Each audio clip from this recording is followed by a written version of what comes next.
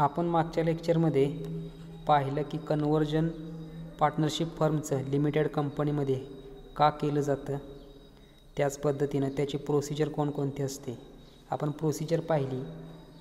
त्यानंतर आपण पाहिलं की बुक्स ऑफ अकाउंट्स कसे तयार केले जातात किंवा कोणकोणते अकाउंट्स ओपन केले जातात, की ज्याच्यामध्ये आपण पाहिलं की पहिल्यांदा रिलायझेशन अकाउंट तयार केला जातो. त्याला सर्व असेट्स अँड लायबिलिटीज पार्टनरशिप फर्मच्या ट्रान्सफर केल्या जातात. बरोबर. आता असेट्स ज्या असतील त्या डेबिट साईडला ट्रान्सफर केल्या जातील, लायबिलिटीज ज्या असतील त्या क्रेडिट साईडला ट्रान्सफर केल्या जातील. त्यानंतर परचेस कन्सिडरेशन म्हणजे आपण असेट्स अँड लायबिलिटीज कोणाला देतो आहे तर लिमिटेड कंपनीला देतो आहे. त्या लिमिटेड कंपनीकडून जे अमाऊंट आपल्याला येणार आहे, म्हणजे जेवढे अमाऊंट तो बिझनेस खरेदी करण्यासाठी लिमिटेड कंपनी देईल ते परचेस कन्सिडरेशन आपण रिलायझेशनच्या क्रेडिटला लिहितो आणि त्यानंतर आपण ते अकाउंट क्लोज करतो. आता रिलायझेशन अकाउंट तयार का करायचं हा महत्त्वाचा मुद्दा आहे. रिलायझेशन अकाउंट यासाठी तयार करायचं की आपण असेट्स अँड लायबिलिटीज ट्रान्सफर केल्यानंतर जे आपल्याला परचेस प्राईज मिळाली त्या परचेस प्राईज मिळाल्यानंतर आपल्याला प्रॉफिट झाला का लॉस झाला हे शोधून काढण्यासाठी रिलायझेशन अकाउंट तयार करायचं. ओके. उदाहरणार्थ आपल्या असेट्स असतील 1,00,000 रुपयांच्या आणि आपण त्या ट्रान्सफर केल्या लिमिटेड कंपनीला. म्हणजे लिमिटेड कंपनीनं जर आपल्याला 1,20,000 रुपये दिले तर आपल्याला 20,000 रुपये प्रॉफिट झाला. बरोबर. मग हा प्रॉफिट शोधून कसा काढायचा तर रिलायझेशन अकाउंट तयार करायचा आणि त्याच्या आधारे आपल्याला कळेल की 20,000 रुपये प्रॉफिट झालेला आहे. ठीक आहे. त्यामुळे पहिल्यांदा आपण रिलायझेशन अकाउंट ओपन करतो. बरोबर. त्यानंतर आपण काय करतो तर रिलायझेशनमधून प्रॉफिट किंवा लॉस जो झाला असेल तो पार्टनर्स कॅपिटल अकाउंटला ट्रान्सफर करतो. त्याच पद्धतीने अनडिस्ट्रीब्युटेड प्रॉफिट असेल, ओन फंड असेल ते सुद्धा आपण पार्टनर्स कॅपिटल अकाउंटला ट्रान्सफर करतो. त्यानंतर आपण लिमिटेड कंपनी अकाउंट ओपन करतो. लिमिटेड कंपनी अकाउंट का ओपन करतो तर लिमिटेड कंपनीकडून किती परचेस प्राईज येणार आहे ते शोधून काढण्यासाठी आणि ते अमाऊंट ते कसे देणार आहेत. ओके. ते आपण त्या अकाउंटमध्ये लिहितो. त्यानंतर आपण अकाउंट ओपन करतो पार्टनर्स कॅपिटल अकाउंट. पार्टनर्सना किती अमाऊंट मिळणार आहे. ठीक आहे. म्हणजे अनडिस्ट्रीब्युटेड प्रॉफिटचे असेल किंवा रिलायझेशनमधल्या प्रॉफिटचे असेल. त्यानंतर त्यांना जी देय अमाऊंट आहे त्या अमाऊंट आपण शोधून काढण्यासाठी पार्टनर्स कॅपिटल अकाउंट ओपन करतो. मग हे अकाउंट ओपन करत असताना कोणकोणत्या एंट्रीज केल्या जातात ते आपल्याला इथं पाहायचं आहे. या ज्या एंट्रीज आहेत त्या एंट्रीज पार्टनरशिप फर्मच्या पुस्तकामध्ये केल्या जातात. पार्टनरशिप फर्म बंद पडणार आहे आणि त्याचं कन्व्हर्जन होणार आहे कंपनीमध्ये. म्हणून पार्टनरशिप फर्म काय करते असेट्स ट्रान्सफर करते. मग पहिली जी एंट्री आहे ती कोणती आहे for transfer of assets and liabilities to realisation account. पहिल्यांदा काय करते पार्टनरशिप फर्म तर ज्या असेट्स अँड लायबिलिटीज असतील त्या ट्रान्सफर करते. आता आपण जी एंट्री पाहणार आहे ती फक्त असेट्स ट्रान्सफरची आहे. असेट्स ज्यावेळी ट्रान्सफर केलं जातं रिलायझेशन अकाउंटला त्यावेळी त्या रिलायझेशनच्या डेबिटला लिहिले जातात सर्व असेट्स आणि एंट्री केली जाते realization account debit to assets account. म्हणजे असेट्स अकाउंट क्लोज केला जातो. रिलायझेशन अकाउंट जसं कन्साइनमेंट अकाउंट होता ओके त्याच पद्धतीने रिलायझेशन अकाउंट होतो ओपन. तो रिअल अकाउंट आहे त्याच्या डेबिट साईडला सर्व असेट्स या लिहिल्या जातात. ओके. त्यामुळे रिलायझेशन अकाउंट डेबिट होतो. रिलायझेशन अकाउंट रिअल अकाउंट असल्यामुळं okay debit what comes in debit assets आल्या रिलायझेशन अकाउंटला आणि त्यामुळं रिलायझेशन अकाउंट डेबिट केल्या. असेट्स सर्व अकाउंट क्लोज केले. समजा मशिनरी असेल मशिनरीचा अकाउंट क्लोज करणे म्हणजे त्याचा जो डेबिट बॅलन्स आहे तो काय करणे ट्रान्सफर करणे रिलायझेशनला. त्यामुळं असेट अकाउंट क्रेडिट केलेलं आहे. त्यानंतर दुसरी एंट्री बघा for transfer of liabilities to realisation account. आता लायबिलिटीज रिलायझेशन अकाउंट ट्रान्सफर कशा करायच्या तर लायबिलिटीचा बॅलन्स कोणता असतो नेहमी क्रेडिट असतो. अकाउंट क्लोज करत असताना क्रेडिटचा बॅलन्स जाणार रिलायझेशन अकाउंटला. म्हणजे लायबिलिटीजचा अकाउंट डेबिट होणार म्हणजे जेवढे बॅलन्स असेल लायबिलिटीजचा तो त्या अकाउंटमधून कट होणार. याचा अर्थ लायबिलिटी अकाउंट डेबिट होणार आणि ती अमाऊंट ट्रान्सफर कुठे केली जाणार तर रिलायझेशन अकाउंटच्या क्रेडिटला. मग रिलायझेशन अकाउंटच्या क्रेडिटला लिहिली तर एंट्री काय होईल मग liabilities account debit to realisation account. त्यानंतर तिसरी एंट्री होते बघा, for purchase consideration to be received. आपल्याला परचेस कन्सिडरेशन ड्यूची एंट्री करावी लागेल. म्हणजे आपल्याला किती रिसीव्ह होणार आहे परचेस कन्सिडरेशन लिमिटेड कंपनीकडून. आता आपली फर्म ही पार्टनरशिप फर्म आहे, आपण आपला बिझनेस विकलेला आहे विशिष्ट रकमेला, त्या परचेस कन्सिडरेशन येणं आहे. मग परचेस कन्सिडरेशन येणंची एंट्री कोणाकडून येणं आहे, तर लिमिटेड कंपनीकडून येणं आहे. त्यामुळे लिमिटेड कंपनी अकाउंट डेबिट करतो आणि ही अमाऊंट रिलायझेशनच्या क्रेडिटला लिहिली जाते. रिलायझेशनच्या क्रेडिटला का लिहिली जाते, तर प्रॉफिट शोधण्यासाठी, म्हणजे असेट्समधून परचेस कन्सिडरेशन वजा करण्यासाठी, जेणेकरून प्रॉफिट आपला शोधला जाईल. त्याच्यामुळे रिलायझेशन अकाउंट क्रेडिट होतं. त्यामुळं ज्यावेळी परचेस कन्सिडरेशन ड्यू असेल, येणं असेल, त्यावेळी एंट्री केली जाते limited company account debit to realisation account. त्यानंतर चौथी एंट्री बघा, for sale of asset for cash. आता जर एखादी असेट ही ट्रान्सफर केली जात नसेल रिलायझेशनला किंवा लिमिटेड कंपनीमध्ये ट्रान्सफर केली जात नसेल, लिमिटेड कंपनीने ती असेट घ्यायचं नाकारलं असेल, तर ती असेट बाजारामध्ये विकली जाते. मग जर ती असेट जर विकली तर कॅश येतो, बरोबर. आणि त्याचे तो जो कॅश आहे त्याचे दुसरे तो जो अमाऊंट आहे ती कुठं ट्रान्सफर केली जाते, रिलायझेशन अकाउंटला. रिलायझेशन अकाउंटला का ट्रान्सफर केली जाते, तर हेच कारण आहे की ती असेट पर्चेसिंग कंपनी खरेदी करत नाही, बरोबर. त्याच्यामुळं जर खरेदी केली असती तर ते आपण रिलायझेशनच्या डेबिट साईडला ट्रान्सफर केली असती, पण इथं बाजारामध्ये विकली जाते. ती असेट टोटल असेटमधून कमी होईल, म्हणजे रिलायझेशन अकाउंटच्या ती अमाऊंट क्रेडिटला लिहिली जाईल. त्यानंतर पुढची एंट्री बघा, for an asset taken over by any partner. जर एखादी असेट पार्टनरनं घेतली, म्हणजे ती पर्चेसिंग कंपनी जी आहे लिमिटेड कंपनी, ती असेट खरेदी करत नाही आहे, ओके. त्यामुळं एखादा पार्टनरनं ती असेट स्वतःसाठी घेतली तर त्याचं कॅपिटल तेवढं कमी होईल, बरोबर. आणि त्याच्यामुळं त्याचं कॅपिटल अकाउंट होईल डेबिट, कारण कॅपिटल अकाउंटचा बॅलन्स क्रेडिट असतो. कॅपिटलमध्ये वाढ कधी होते, ज्यावेळी आपण अमाऊंट क्रेडिट साईडला लिहितो त्यावेळी. आणि त्याच्यामुळं इथं अमाऊंट वजा होणार आहे त्याच्या कॅपिटलमधून.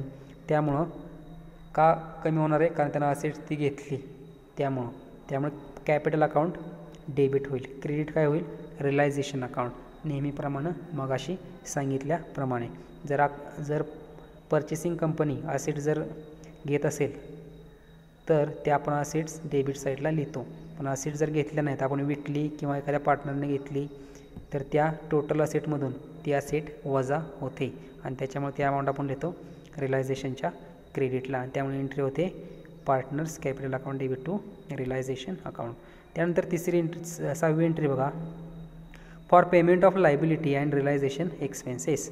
जर एखाद्या लायबिलिटीचं पेमेंट केलं असेल, म्हणजे ती लायबिलिटी ही पर्चेसिंग कंपनीमध्ये ट्रान्सफर केली नाही, पण त्या लायबिलिटीचं काय केलं, तर पेमेंट दिलं, म्हणजे पैसे दिले, पैसे झाले खर्च, बरोबर. आपण खर्च अमाऊंट केली. आणि जर रिलायझेशन काही एक्सपेन्सेस असतील, असेट्स रिलीज करण्यासाठी काही एक्सपेन्सेस झाले असतील, तर ते आपण पे केले असतील, तर ते सुद्धा सर्व एक्सपेन्सेस हे रिलायझेशनच्या डेबिटला लिहायचे. कारण असेट्स रिलीज करत असताना आपण काय केलेलं आहे, ते अमाऊंट पे केलेली आहे आणि त्याच्यामुळे त्याचीसुद्धा अमाऊंट पर्चेसिंग कंपनीकडून आली पाहिजे, म्हणून ती अमाऊंट डेबिट साईडला लिहिली जाते.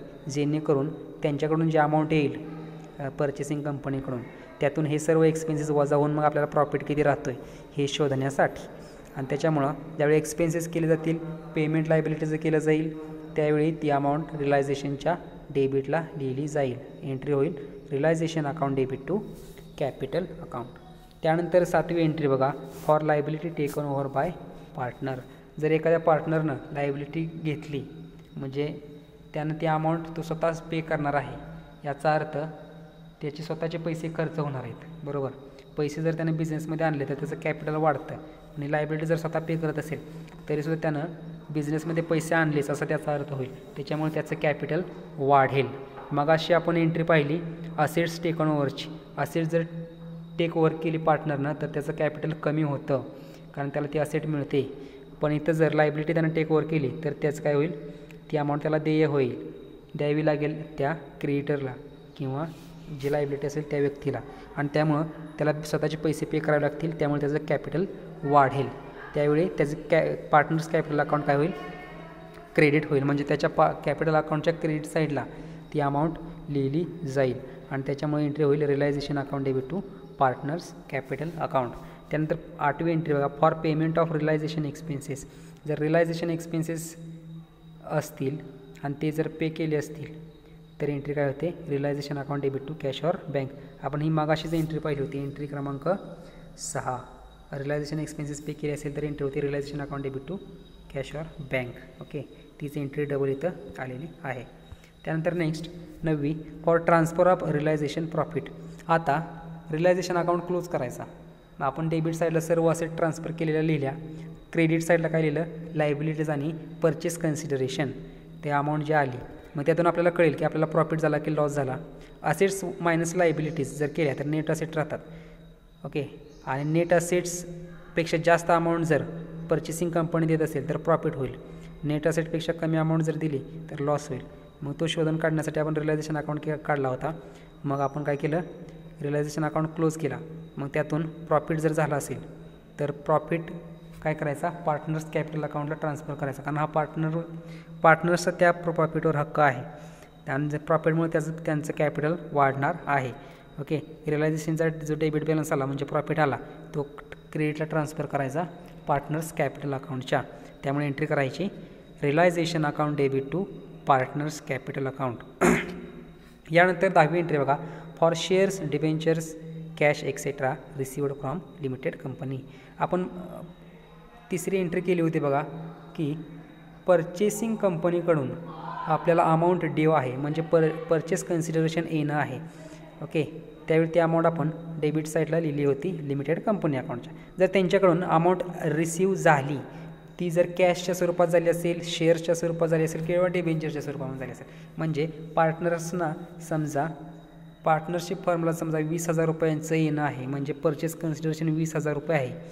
मग त्यापैकी 10,000 रुपयाचे शेअर्स पार्टनर्सच्या नावे केले आणि 10,000 रुपये कॅशच्या स्वरूपामध्ये दिले, तर परचेस कन्सिडरेशन कसं दिलं, शेअर्स आणि कॅशच्या स्वरूपामध्ये.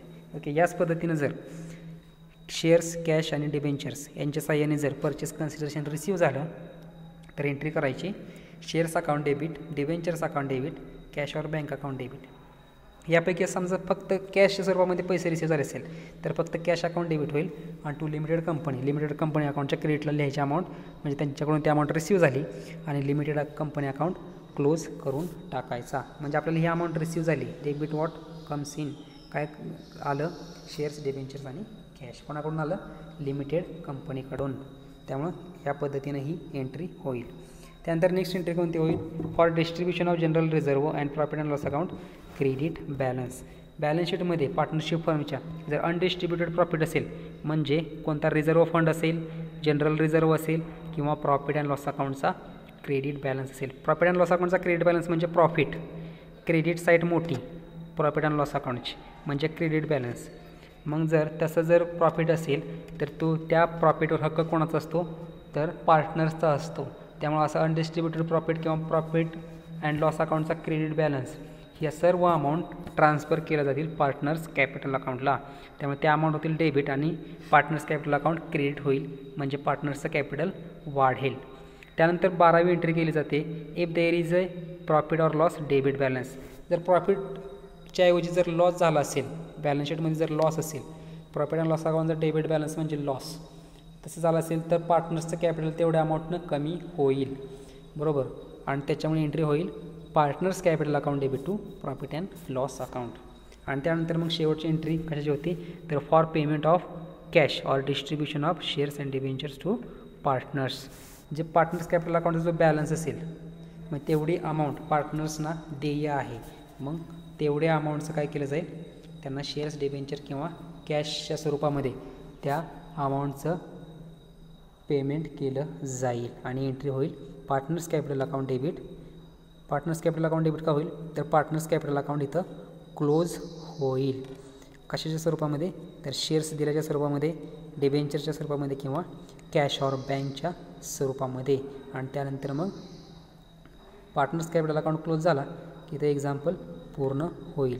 ओके, तर या पद्धतीनं एंट्रीज, जर्नल एंट्रीज ह्या conversion of partnership firm into limited कंपनीमध्ये केल्या जातात.